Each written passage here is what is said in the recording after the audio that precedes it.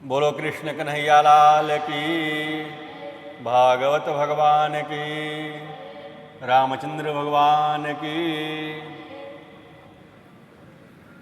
तो कल की कथा में भगवान श्री राम जी जनकपुर में पहुंचे हैं। सुखदेव जी कहते हैं जनकपुर में जनक जी के यहाँ शिव जी का धनुष है जो दधीची ऋषि के हड्डियों से बना है। बड़े बड़े राजा वहां आए हुए हैं,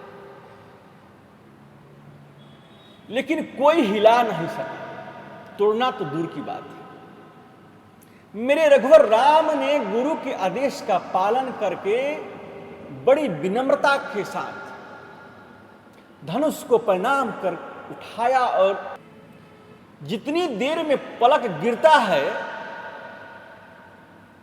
उतनी देर में तो रघुवर ने धनुष को दो टुकड़े कर दिए। महाराज जनक के नेत्र सजल हो उठे। मेरे जीवन का परम सौभाग्य सीता का कि सीता स्वयंवर आज हुआ है। मेरे औरस पुत्री तो नहीं है जानकी, लेकिन औरस पुत्री उर्मिला से ज्यादा बढ़कर मैंने पाला है। मेरी धर्म पुत्री है जानकी, और धर्म पुत्री के लिए आज मुझे परम सुंदर वर मिल गया है। खुशी से जनक महाराज के नेत्र अश्रु प्रवाह कर रहे हैं। परम्बा जानकी जगन माता जानकी जगत पिता रघुवर को मल्यार्पण करने आ रही है। कितना सुंदर दृश्य है। यह संतों ने बड़े सुंदर सुंदर भाव लिखे हैं कि जब राम जी ने धनुष तोड़ दिया तो लक्ष्मण जी जनक जी की ओर इशारा करते हैं। जनक जी की ओर इशारा करते हैं। क्यों? एक आध धनुष और है क्या? जयमाल लेकर जानकी जी आई। और जनकपुरवासियों की आंखें नम हो रही है। लोगों ने अपनी आंखों की पलकों को पकड़ लिया।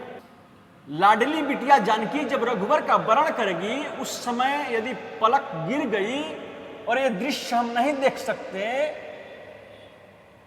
ये दृश्य हम नहीं देख सके, तो इसलिए समस्त लोगों ने अपनी पलकों को पकड़ लिया।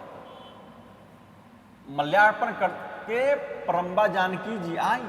राघवेंद्र जी लंबे हैं, मुकुट भी ऊंचा है। विवाह में थोड़ा विनोद हो जाता है। रघुवर एकदम तनकर खड़े हुए हैं, तनकर खड़े हो गए। अब माला कैसे पहनाए?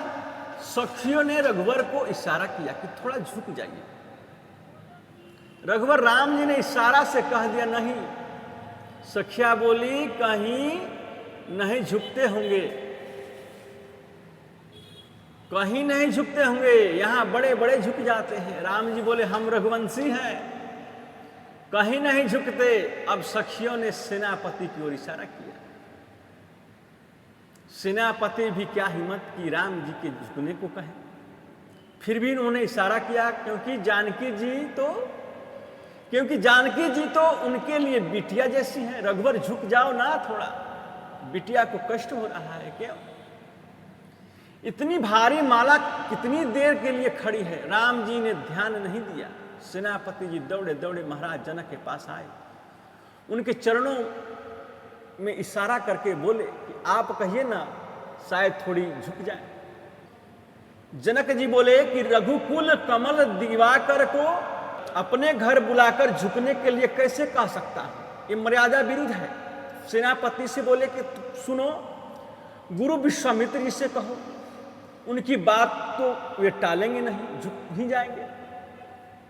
बेचारा सैनिक तो दौड़ लगाने में ही लगा है और लोग अपनी पलकों को पकड़कर खड़े हुए हैं। सैनिक ने विश्वामित्र जी के पास जाकर चरणों को इशारा कर प्रणाम किया। कहा बाबा जरा कह दो ना अपने चेला से कि थोड़ा झुक जाए। विश्वामित्र बोले बच्चों के बीच में हम नहीं बोलते। धनुष तुड़वाया, आवश्यक था, सो हो गया। अब शादी विवाह हम महात्मा क्यों जाने। विश्वामित्र जी कहते नहीं हैं। जनक महाराज संकोच में हैं, क्या करें। सखिया ने लखनलाल जी की ओर इशारा किया। अब लखनलाल जी आप ही कोई लीला करो। सुकुमारी लाडली को कितना विलंब हो रहा है, लेकिन रामचरित्र में तो बात बात में मर्यादा है।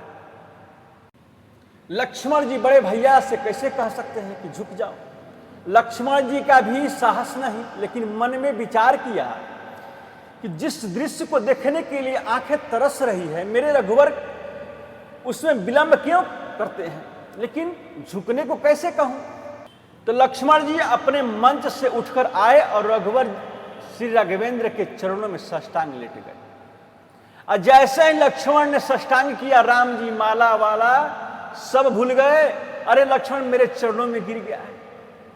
राम जी तुरंत लक्ष्मण जी को उठाने के लिए झुके तो किशोर जी ने वरमाला पहना दी। इतना सुंदर अद्भुत दृश्य, देवताओं ने पुष्पों की वृष्टि की। जय रघुनंदन जनक किशोरी, सीताराम मनोहर जोड़ी। और जनक महाराज ने सुंदर जोड़ी को देखा और प्रणाम किया। जनक महाराज की अपनी पुत्री उर्मिला है।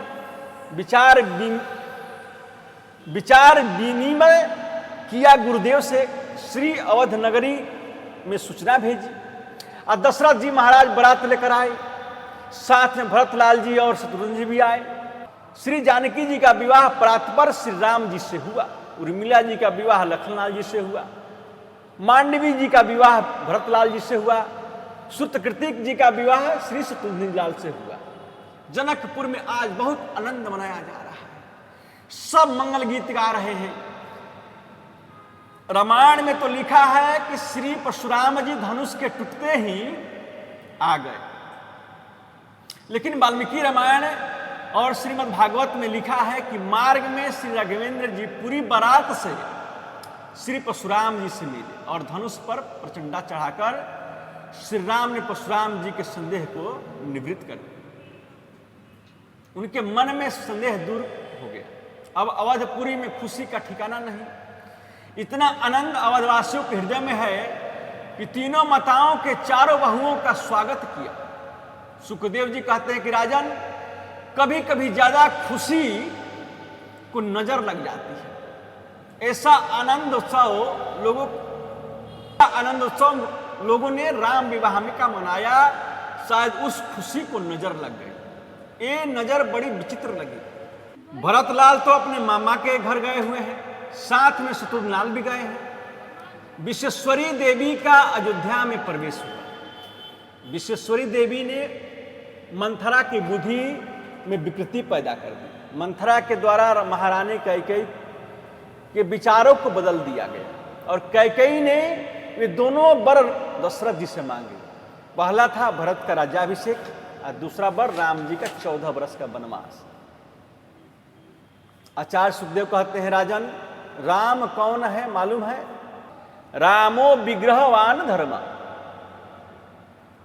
बोलो रामचंद्र भगवान की, कृष्ण कन्हैया लाल की, भागवत भगवान की।